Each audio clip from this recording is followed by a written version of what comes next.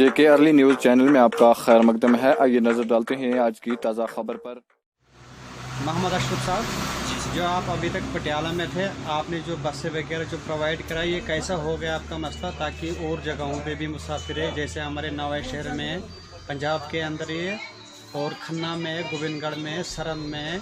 तो मैं आपसे ये कहना चाहता हूँ कि आपको ये इंतज़ाम किसने करके दिया, कैसा हुआ ये जो बसें आपको प्रोवाइड किए गए, बड़ा आपके इंतज़ाम, बहुत बढ़िया इंतज़ाम है आपका, ये कैसा हुआ?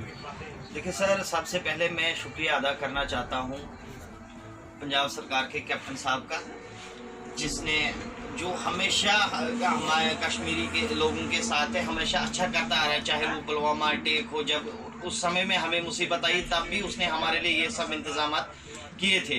तब भी उसने हम लोगों को, गरीब लोगों को जो यहाँ पे मजदूरी करने के लिए आते हैं, सही सलामत अपने ठिकाने घर तक पहुँचाया।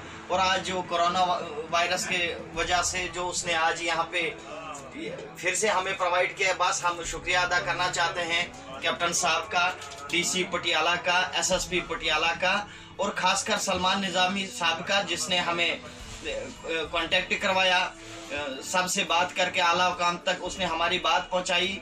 हमने बहुतों तक हमने अपनी बात पहुंचाई, लेकिन हमारी किसी ने नहीं सुनी। हम थैंक्स करना चाहते हैं कैप्टन साहब का, डीसी पटियाले का, एसएसपी पटियाले का, और खासकर सलमान निज़ामी सर का। ये सब जो भी सुविधा हमें अभी मिली है, ये सब कैप्टन साहब की देन है, डीसी साहब की देन है, एसएसपी पटियाला साहब की देन है, और सलमान निज़ामी सर का देन है।